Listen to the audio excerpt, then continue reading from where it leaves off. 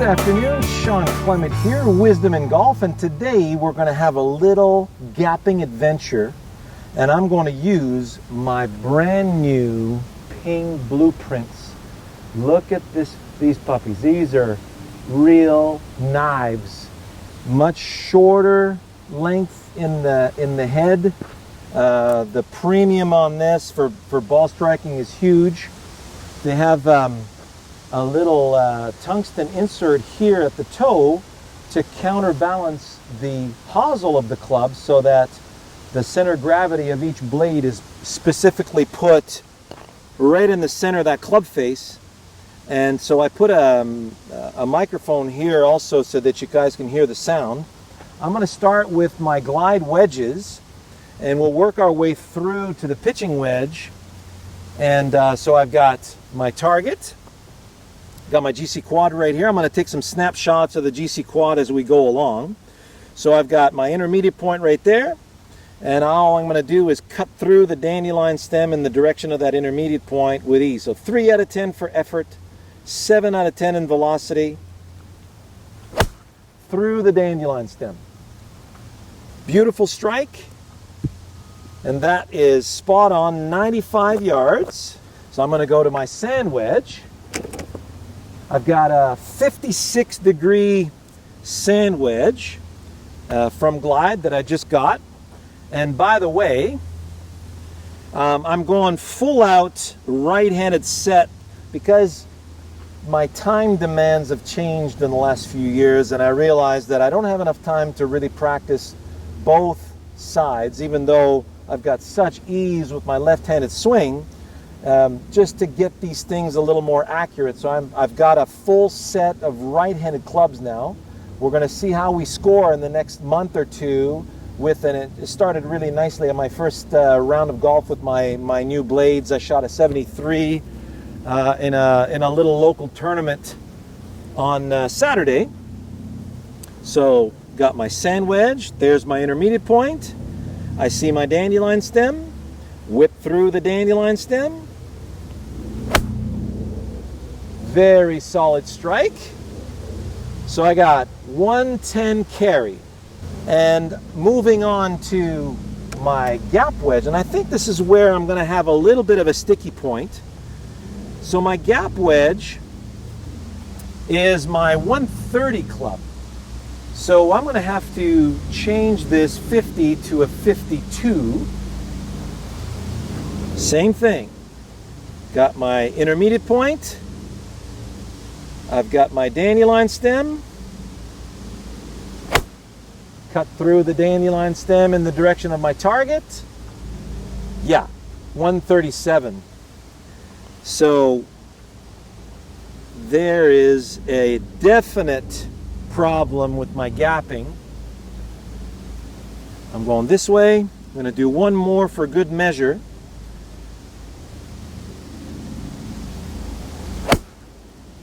Nice cut through the stem. 133, that's more like it. So basically 130 to 135, I need to bring this up to a 52 degree, because if we look at my pitching wedge from my new blueprints,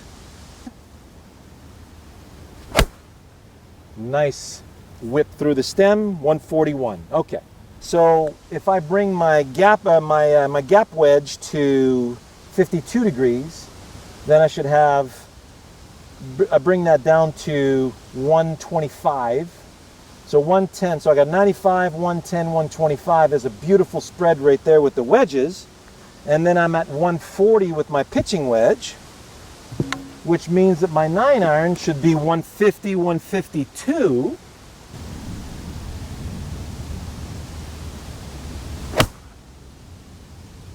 That's perfect.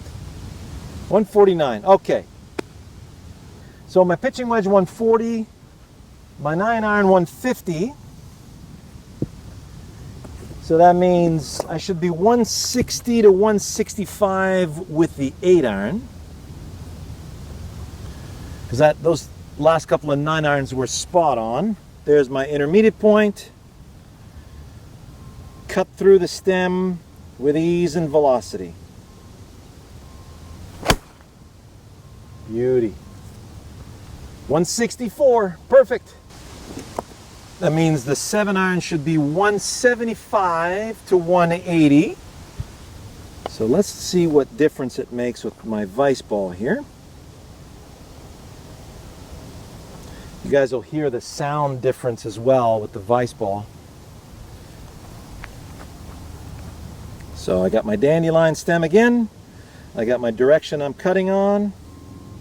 Get out of there. Holy, what a difference. 175 carry. Did you hear that?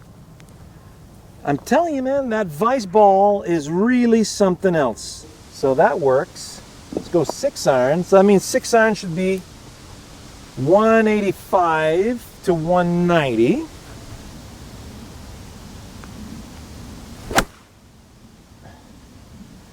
Thin to win, 176.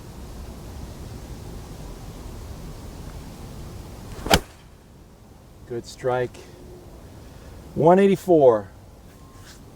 So I got nice 10-yard increments with my mid-irons. So a slightly different gapping right there. So my 5-iron should be 195. Right along that line.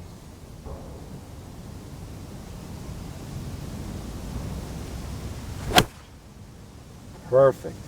Oh, 199. Awesome.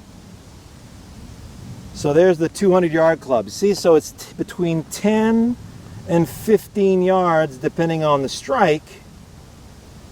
But super happy with that, man. That was just smoke. Now we got the beautiful little 4-iron here. So that 4-iron should be 212 to 215.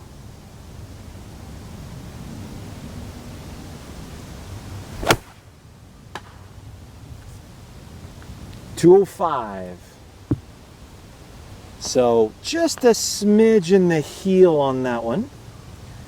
So strike was not spot on. Oh yeah. That was smoked. 207. Okay. I can't hit it any better than that. So we're looking at 205 to 210.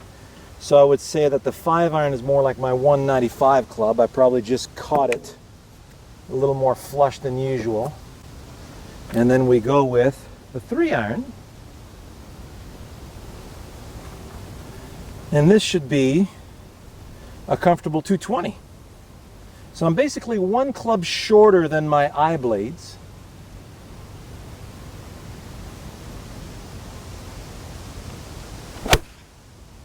Boom. 217. There you go. So we got 217.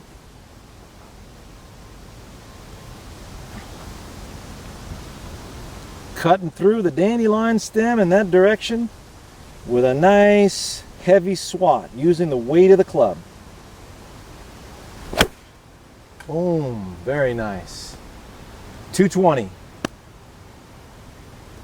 All right, so 95 to 220, and then we have, I'm waiting on my new 3-wood, but my existing 3-wood should basically be about 235 to 240 carry.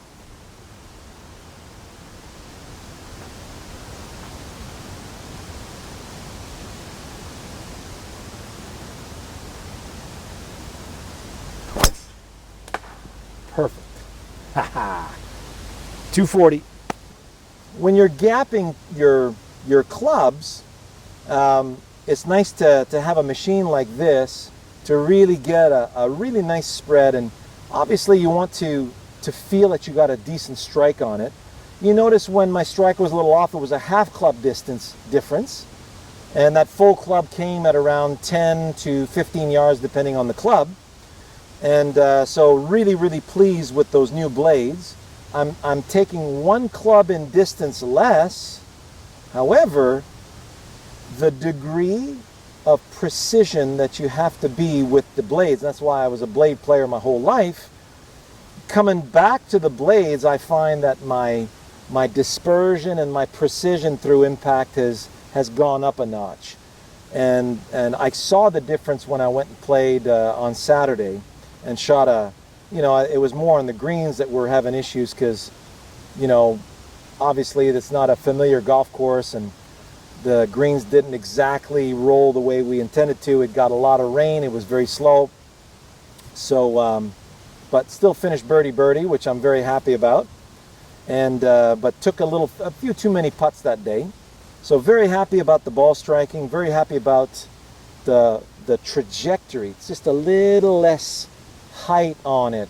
A little more grab on the greens. You could see that it's trying to hug the targets a little bit more, and the compression coming off the club face feels more in control, less hot, right? I'm looking to absorb a lot of that hot release off the club face, which is, you're losing a bit of control when you do that.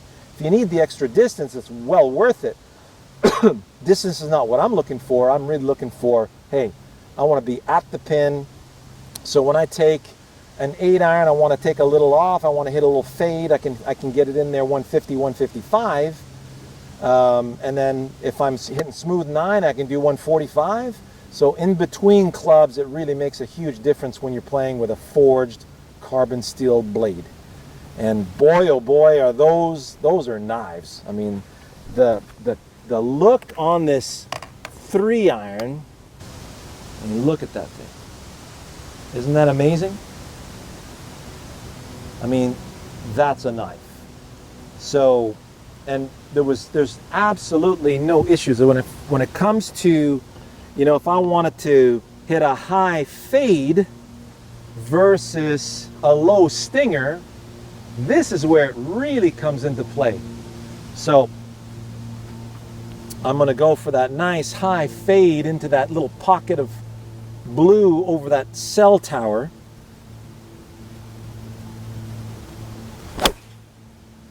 Oh, look at that.